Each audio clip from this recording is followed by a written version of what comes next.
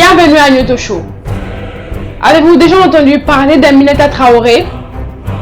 C'est une femme politique et écrivaine malienne, née à Bamako. Aminata Traoré est en plus de ça une militante qui appelle au courage et au combat. Dans son livre L'Afrique humiliée, elle nous dit ceci. Nous, peuple d'Afrique, autrefois colonisés et à présent récolonisés à la faveur du capitalisme mondialisé, ne cessons de nous demander, que sommes-nous devenus? Les pays riches ont peur de notre présence quand elle n'est pas susceptible d'ajouter à leur avoir. Peur de nos différences quand elles sont trop visibles.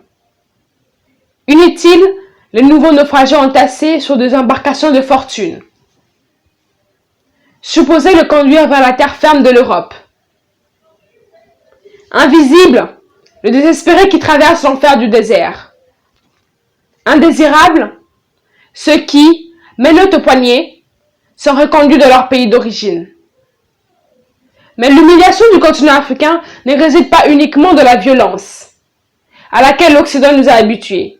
Elle réside également de notre refus de comprendre ce qui nous arrive. Car il n'y a pas d'un côté une Europe de valeurs et de progrès et de l'autre une Afrique de ténèbres et de malheurs.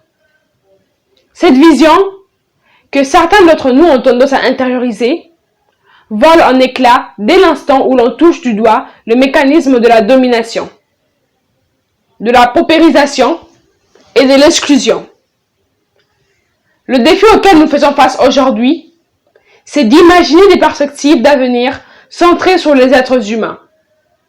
Une réappropriation de nos destins qui fait appel à nos langues, à nos repères, à des valeurs de société et de culture qui nous sont familières.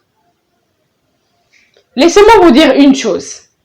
Le 21e siècle est immanquablement africain. Et ça, les Africains doivent s'en apercevoir. L'Afrique est la porte qui mène à son âge d'or. Rien ni personne ne peut plus s'ériger en gardien de seuil pour que les Africains n'entrent pas dans cet âge d'or qui pointe à l'horizon. Les Africains ont intérêt à saisir à bras le corps ce moment où les bourreaux occidentaux sont frappés de plein fouet par une crise impitoyable.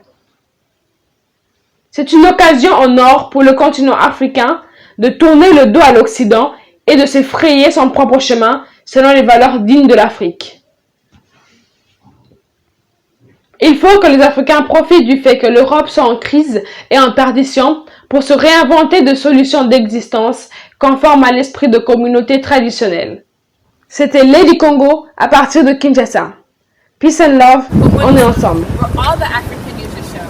Stay tuned for Black history, society, and culture. Want to be entertained with more Black trivia and much more facts? Well, this is a place to go. Hey, did you know the first computer was made by a Black person? No, I didn't know. Where'd you find out?